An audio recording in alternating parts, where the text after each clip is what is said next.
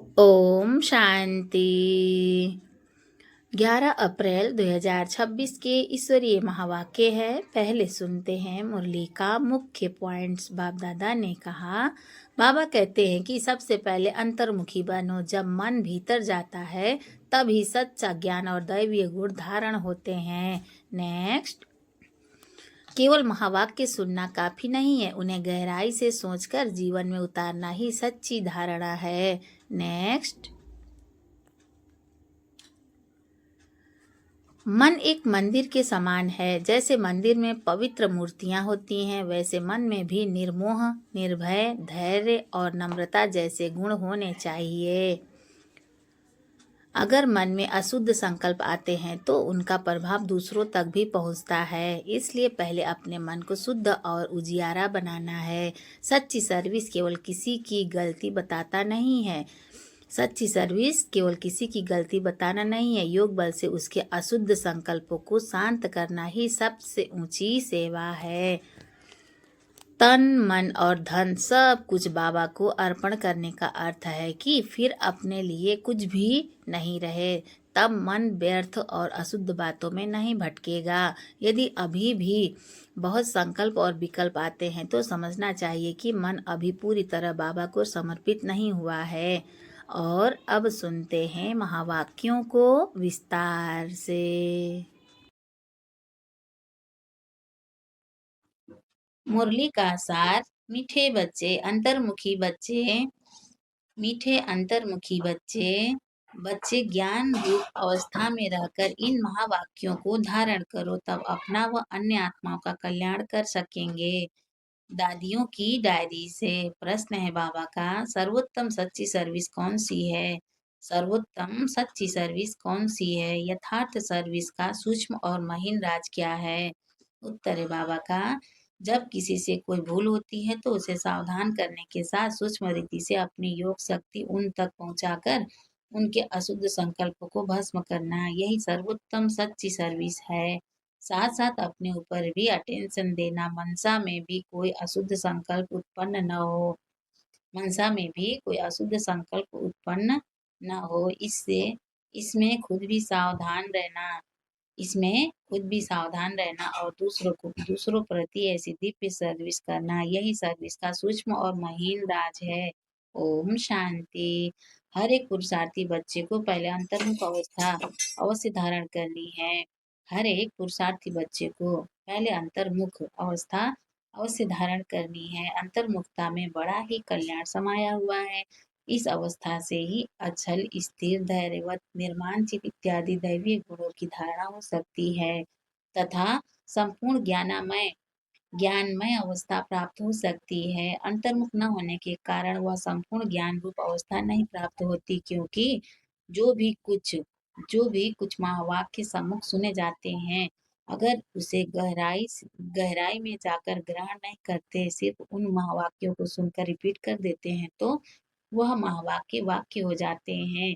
जो ज्ञान रूप अवस्था में रहकर महावाक्य नहीं सुने जाते, जो ज्ञान रूप अवस्था में रहकर महावाक्य नहीं सुने जाते, उन महावाक्यों पर माया का परछाया पड़ जाता है।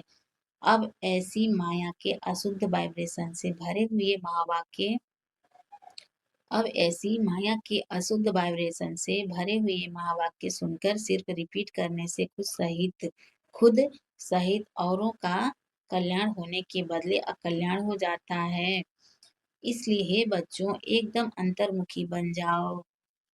आपका यह मन मंदिर सदृश है। आपका यह मन मंदिर सदृश है। जैसे मंदिर से सदैव खुशबू आती है, ऐसे मन मंदिर जब पवित्र बनता है तो संकल्प भी पवित्र इमर्ज होते हैं। जैसे मंदिर में सिर्फ पवित्र देवी देवताओं के ही चित्र रखे जाते हैं, जैसे मंदिर में सिर्फ पवित्र देवी देवताओं के ही चित्र रखे जाते हैं, न कि दैत्यों के, ऐसे तुम बच्चे अपने मन व दिल रूपी मंदिर को सर्व ईश्वरीय गुणों की मूर्तियों से सजा दो। वे गुण हैं निर्मोह, निर्लोभ, निर्भय, धैर्यवत, निरहंकार इत्यादि, क्योंकि यह सब तुम्हारे ही दिव्य लक्षण हैं। बाप बच्चों को अपने मन मंदिर को उजियारा अर्थात संपूर्ण शुद्ध बनाना है।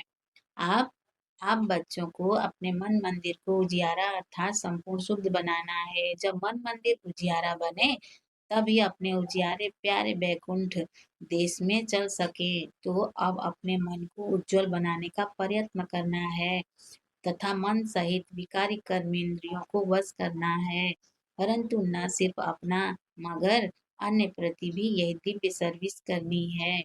वास्तव में सर्विस का अर्थ अति सूक्ष्म और महीन है। वास्तव में सर्विस का अर्थ अति सूक्ष्म और महीन है। ऐसा नहीं कि किसकी भूल पर सिर्फ सावधान करना इतने इतने तक सर्विस है, परंतु नहीं उनको सूक्ष्म रीति अपनी योग की शक्ति पहुंचाएं। उनको सूक्ष्म रीति अपनी योग की शक्ति पहुंचाए, उनके अशुद्ध संकल्प को भस्म कर देना, यही सर्वोत्तम सच्ची सर्विस है। और साथ साथ अपने ऊपर भी अटेंशन रखना है, न सिर्फ वाचा अथवा कर्मणा तक मगर मनसा में भी कोई अशुद्ध संकल्प उत्पन्न होता है तो उनका वाइब्रेशन अन्य के पास जाए। सूक्ष्म रीति अकल्याण करता है, जिसका बोझ खुद पर आता है और वही बोझ बंधन बन जाता है। इसीलिए हे बच्चों खुद सावधान रहो। इसलिए हे बच्चों खुद सावधान रहो, फिर अन्य प्रति वही दिव्य सर्विस करो। यही आप सेवाधारी बच्चों का अलौकिक कर्तव्य है। ऐसी सर्विस करने वालों को फिर अपने प्रति कोई भी सर्विस नहीं लेनी है। अनायास भल कभी कोई अनायास भूल हो भी जाए तो उसे अपने बुद्धि योग बल से सदैव के लिए करेक्ट कर देना है। ऐसा तीव्र पुरुषार्थी थोड़ा भी इशारा मिलने से शीघ्र महसूस करके परिवर्तन कर लेता है और आगे के लिए ऐसा तीव्र पुरुषार्थी थोड़ा भी इशारा मिलने से शीघ्र महसूस करके परिवर्तन कर लेता है और आगे के लिए अच्छी रीति अटेंशन रख चलता है। यही विशाल बुद्धि बच्चों का कर्तव्य है। हे मेरे प्राणों, परमात्मा द्वारा रचे हुए इन अविनाशी राजस्व हे मेरे प्राणों, परमात्मा द्वारा रचे हुए इस अविनाशी राजस्व ज्ञान यज्ञ प्रति तन मन धन को संपूर्ण रीति से स्वाहा करने का राज बहुत महीन है। जिस घड़ी आप कहते हो कि मैं तन मन धन सहित यज्ञ में स्वाहा अर्थात अर्पण हो मर चुका, उस घड़ी से लेकर अपना कुछ भी नहीं रहता। उसमें उसमें भी पहले तन मन को संपूर्ण रीति से सर्विस में लगाना है। जब सब कुछ यज्ञ अथवा परमात्मा के प्रति है जब सब कुछ यज्ञ अथवा परमात्मा के प्रति है तो फिर अपने प्रति कुछ रह नहीं सकता। धन भी व्यर्थ नहीं कमा सकते, मन भी अशुद्ध संकल्प विकल्प तरफ दौड़ नहीं सकता, क्योंकि परमात्मा को अर्पण कर दिया। अब परमात्मा तो है ही शुद्ध शांत स्वरूप, इस कारण अशुद्ध संकल्प स्वतः शांत हो जाते हैं। अगर मन माया के हाथ में दे देते हो तो माया वैरायटी रूप होने के कारण अनेक प्रकारों के विकल्प उत्पन्न कर मन रूपी घोड़े पर आए सवारी करती है। अगर किसी बच्चे को अभी तक भी संकल्प विकल्प आते हैं तो भी समझना चाहिए कि अभी मन पूर्ण रीति से स्वाहा नहीं हुआ है, अर्थात ईश्वरीय मन नहीं बना है। इसीलिए हे सर्व त्यागी बच्चों, इन गुह्य राजों को समझ कर्म करते साक्षी हो। खुद को देख बहुत खबरदारी से चलना है। स्वयं गोपी वल्लभ तुम अपने प्रिय गोपियों को समझा रहे हैं कि तुम हर एक का वास्तविक सच्चा प्रेम कौन सा है। हे प्राणों, तुम्हें एक दो की प्रेम भरी सावधानी को स्वीकार करना है, जितना प्रिय फूल उतना ही श्रेष्ठ परवरिश फूल को वैल्यूएबल बनाने अर्थ माली को कांटों से निकालना ही पड़ता है। वैसे तुम्हें भी जब कोई सावधानी देता है तो समझना चाहिए जैसे कि उसने मेरी परवरिश की अर्थात मेरी सर्विस की। उस सर्विस अथवा परवरिश को रिगार्ड देना है, यही संपूर्ण बनने की युक्ति है। यही ज्ञान सहित आंतरिक सच्चा प्रेम है। इस दिव्य प्रेम में एक दो के लिए बहुत रिगार्ड होना चाहिए। हर एक बात में पहले खुद को ही सावधान करना है, यही निर्माणशील अति मधुर अवस्था है। ऐसे प्रेम पूर्वक चलने से तुम्हें जैसे यहाँ ही वे सतयुग के सुहावने दिन आंतरिक महसूस होंगे। वहाँ तो यह प्रेम नेचुरल रहता है, परंतु इस संगम के स्वीटेस्ट समय पर एक दो के लिए सर्विस करने का यह अति मीठा रमणीक प्रेम है। यही शुद्ध प्रेम जग में गाया हुआ है। तुम हर एक चैतन्य फूलों को हरदम हर्षित मुख हो रहना है। तुम हर एक चैतन्य फूलों को हरदम हर्षित मुख हो रहना है, क्योंकि निश्चय बुद्धि होने के कारण तुम्हारी नस नस में संपूर्ण ईश्वरीय ताकत समाई हुई है।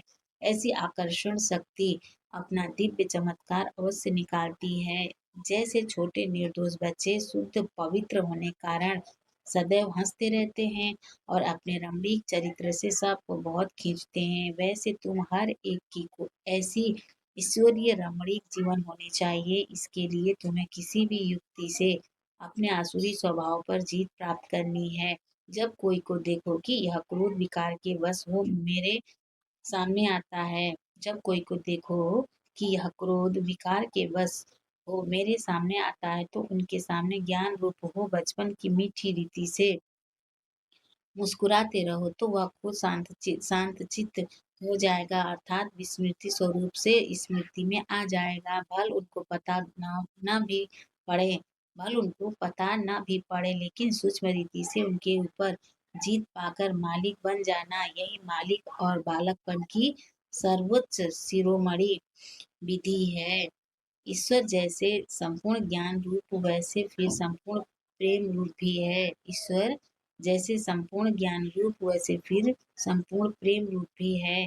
ईश्वर में दोनों ही क्वालिटीज समाई हुई है, परंतु फर्स्ट ज्ञान सेकंड प्रेम। अगर कोई पहले ज्ञान रूप बगैर सिर्फ प्रेम रूप बन जाता है, तो वह प्रेम अशुद्ध खाते में ले जाता है। इसीलिए प्रेम को मर्ज कर पहले ज्ञान रूप बन भिन्न भिन्न रूपों में आई हुई माया पर जीत पाकर पीछे प्रेम रूप बनना है। अगर ज्ञान बिगर प्रेम में आए तो अगर ज्ञान बिगर प्रेम में आए तो कहाँ विचलित भी हो जाएंगे। जैसे अगर कोई ज्ञान रूप बनने के बिगर ध्यान में जाते हैं, तो कई बार माया में फंस जाते हैं। इसीलिए बाबा कहते हैं, बच्चे यह ध्यान भी एक सूत की जंजीर है। बच्चे यह ध्यान भी एक सूत की जंजीर है, परंतु ज्ञान रूप बन पीछे ध्यान में जाने से अति मौज का अनुभव होता है। परंतु ज्ञान रूप बन पीछे ध्यान में जाने से अति मौज का अनुभव होता है। तो पहले है ज्ञान, पीछे है ध्यान। ध्यानिष्ठ अवस्था से ज्ञानिष्ठ अवस्था श्रेष्ठ है। इसीलिए हे बच्चों, पहले ज्ञान रूप बन फिर प्रेम इमर्ज करना है। पहले ज्ञान रूप बन फिर प्रेम इमर्ज करना है। ज्ञान बिगर सिर्फ प्रेम इस पुरुषार्थी जीवन में विघ्न डालता है। साक्षीपन की अवस्था अति मीठी, रमणीक और सुंदर है। इस अवस्था पर ही आगे की जीवन का सारा मदार है। इस अवस्था पर ही आगे की जीवन का सारा मदार है। जैसे कोई के पास कोई शारीरिक भोगना आती है, जैसे कोई के पास कोई शारीरिक भोगना आती है, उस समय अगर वह साक्षी सुख रूप अवस्था में उपस्थित हो, उसे भोगता है, तो पास्ट कर्मों को भोग चुकतु भी करता है और साथ साथ फ्यूचर के लिए सुख का हिसाब भी बनाता है। तो यह साक्षीपन की सुख रूप अवस्था पास्ट और फ्यूचर दोनों से कनेक्शन रखती है। तो इस राज को समझने से कोई भी ऐसे नहीं कहेगा कि मेरा यह सुहावना समय सिर्फ चुकतू करने में चला गया। नहीं, यही सुहावना पुरुषार्थ का समय है, जिस समय दोनों कार्य संपूर्ण रीति सिद्ध होते हैं। ऐसे दोनों कार्य को सिद्ध करने वाला तीव्र पुरुषार्थी ही अतीन्द्रिय सुख व आनंद के अनुभव में रहता है। इस वैरायटी विराट ड्रामा की हर एक बात में तुम बच्चों को संपूर्ण निश्चय होना चाहिए, क्योंकि यह बना बनाया ड्रामा बिल्कुल वफादार है। देखो, यह ड्रामा हर एक जीव प्राणी से उनका पार्ट पूर्ण रीति से बजवाता है। भल कोई रॉन्ग है, तो वह रॉन्ग पार्ट भी पूर्ण रीति से बजाता है। यह भी ड्रामा की नोंद है। जब रॉन्ग और राइट दोनों ही प्लेन में नूधे हुए हैं, तो फिर कोई बात में संशय उठाना यह ज्ञान नहीं है, क्योंकि हर एक एक्टर अपना अपना पार्ट बजा रहा है। जैसे बायोस्कोप में अनेक भिन्न भिन्न नाम रूपधारी एक्टर्स अपनी अपनी एक्टिंग करते हैं, तो उनको देख किससे नफरत आवे और किससे हर्षित होवे, ऐसा नहीं होता है। पता है कि यह एक खेल है जिसमें हर एक को अपना अपना गुड व बैड पार्ट मिला हुआ है। वैसे ही इस अनादि बने हुए बायोस्कोप को भी साथियों एक रस अवस्था से हर्षित मुख को देखते रहना है। संगठन में यह पॉइंट्स बहुत अच्छी रीति धारण करनी है। एक दो को ईश्वरीय रूप से देखना है, महसूसता का ज्ञान उठाए, सर्व ईश्वरीय गुणों की धारणा करनी है। अपने लक्ष्य स्वरूप की स्मृति से शांत चित्त, निर्माण चित्त, धैर्यवत, मिठास, शीतलता इत्यादि सर्वदैवीय गुण इमर्ज करने हैं। धैर्यवत अवस्था धारण करने का मुख्य फाउंडेशन वेट एंड सी। हे मेरे हे मेरे प्रिय बच्चों, वेट अर्थात धैर्य धैर्य धरना, सी अर्थात देखना। अपने दिल भीतर पहले धैर्यवत गुण धारण कर उसके बाद फिर बाहर में विराट ड्रामा को साक्षियों देखना है। जब तक कोई भी राज सुनने का समय समीप आवे तब तक धैर्यवत गुण की धारणा करनी है। समय आने पर उस धैर्यता के गुण से राज सुनने में कभी भी विचलित नहीं होंगे। इसलिए हे पुरुषार्थी प्राणों, जरा ठहरो और आगे बढ़कर राज देखते चलो। इस ही धैर्यवत अवस्था से सारा कर्तव्य संपूर्ण रीति से सिद्ध होता है। यह गुण निश्चय निश्चय से बांधा हुआ है। ऐसे निश्चय बुद्धि साक्षी दृष्टा हो हर खेल को हर्षित चेहरे से देखते आंतरिक धैर्यवत और अडोल चित्त रहते हैं। यही ज्ञान की परिपक्व अवस्था है, जो अंत में संपूर्णता के समय प्रैक्टिकल में रहती है। इसीलिए बहुत समय से लेकर इस साक्षीपन की अवस्था में स्थित रहने का परिश्रम करना है। जैसे नाटक में एक्टर को अपना मिला हुआ पार्ट पूर्ण बजाने अर्थ आगे से ही रिहर्सल करनी पड़ती है, वैसे तुम प्रिय फूलों को भी आने वाली भारी परीक्षाओं में योग बल द्वारा पास होने के लिए आगे से ही रिहर्सल अवश्य करनी है। लेकिन बहुत समय से लेकर अगर यह पुरुषार्थ किया हुआ नहीं होगा तो उस समय घबराहट में फेल हो जाएंगे। इसीलिए पहला अपना ईश्वरीय फाउंडेशन पक्का रख दैवीय गुणधारी बन जाना है। ज्ञान स्वरूप स्थिति में स्थित रहने से स्वतः शांत रूप अवस्था हो जाती है। जब ज्ञानी तू आत्मा बच्चे इकट्ठे बैठकर मुरली सुनते हैं तो चारों तरफ शांति का वायुमंडल बन जाता है, क्योंकि वे कुछ भी महावाक्य सुनते हैं तो आंतरिक डीप चले जाते हैं। डीप जाने के कारण आंतरिक गुणों को शांति की मीठी महसूसता होती है। अब इसके लिए कोई खास बैठकर मेहनत नहीं करनी है, परंतु ज्ञान की अवस्था में स्थित रहने से यह गुण अनायास आ जाता है। तुम बच्चे जब सवेरे सवेरे उठकर एकांत में बैठते हो तो शुद्ध विचारों रूपी लहरें उत्पन्न होती हैं। उस समय बहुत उपराम अवस्था होनी चाहिए। फिर अपने निःशुद्ध संकल्प में स्थित होने से अन्य सब संकल्प आप ही शांत हो जाएंगे और मन अमन हो जाएगा, क्योंकि मन को वश करने अर्थ भी कोई ताकत तो अवश्य चाहिए। इसीलिए पहले अपने लक्ष्य स्वरूप के शुद्ध संकल्प को धारण करो।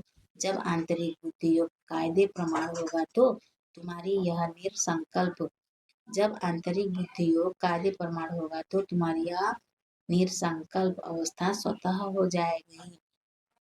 अच्छा मीठे मीठे सिकिंद्री बच्चों प्रति मीठे मीठे ज्ञान गुलजारी ज्ञान सितारों प्रति याद प्यार गुड मॉर्निंग और नमस्ते। हम रूहानी बच्चों की भी रूहानी माता पिता बाप दादा को याद प्यार गुड मॉर्निंग, नमस्ते बाबा, नमस्ते बाबा, नमस्ते बाबा, शुक्रिया बाबा, शुक्रिया। धारणा के लिए मुख्य सार है। फर्स्ट पॉइंट है बाबा का, अपने लक्ष्य स्वरूप की स्मृति से शांत चित्त, निर्माण चित्त, धैर्यवत, मिठास, शीतलता आदि सर्वदैवी गुण धारण करने हैं। सेकेंड पॉइंट बाबा का, निश्चय बुद्धि साक्षी दृष्टा हो इस खेल कूद हर्षित चेहरे से देखते आंतरिक धैर्यवत और अडोल चित्त रहना है। बहुत समय से लेकर इस साक्षीपन की अवस्था में स्थित रहने का पुरुषार्थ करना है। वरदान है बाबा का, एक ही रास्ता और एक से रिश्ता रखने वाले संपूर्ण फरिश्ता भव। एक ही रास्ता और एक से रिश्ता रखने वाले संपूर्ण फरिश्ता भव। विस्तार है बाबा का, निराकार व साकार रूप से बुद्धि का संग व रिश्ता एक बाप से पक्का हो तो फरिश्ता बन जाएंगे। जिनके सर्व संबंध व सर्व रिश्ते एक के साथ हैं वही सदा फरिश्ते हैं। जैसे गवर्नमेंट रास्ते में बोर्ड लगा देती है कि यह रास्ता ब्लॉक है, ऐसे सब रास्ते ब्लॉक बंद कर दो तो बुद्धि का भटकना छूट जाएगा। बाप दादा का यही फरमान है कि पहले सब रास्ते बंद करो, इससे सहज फरिश्ता बन जाएंगे। स्लोगन है बाबा का, सदा सेवा के उमंग उत्साह में रहना यही माया से सेफ्टी का साधन है। सदा सेवा के उमंग उत्साह में रहना यही माया से सेफ्टी का साधन है। अव्यक्त इशारे हैं बाबा का, महान बनने के लिए मधुरता और नम्रता का गुण धारण करो। विस्तार है आपका, बोल और स्वरूप दोनों साथ साथ हो। बोल स्पष्ट भी हो, उसमें स्नेह भी हो, नम्रता और मधुरता भी हो, सत्यता भी हो, लेकिन स्वरूप की नम्रता भी हो। स्वरूप की नम्रता भी हो, इसी रूप से बाप को प्रत्यक्ष कर सकेंगे। निर्भय हो लेकिन बोल मर्यादा के अंदर हो। जब इन दोनों बातों का बैलेंस हो तब कमाल दिखाई देगी। फिर आपके शब्द कड़े नहीं मीठे लगेंगे। अच्छा, ओम शांति।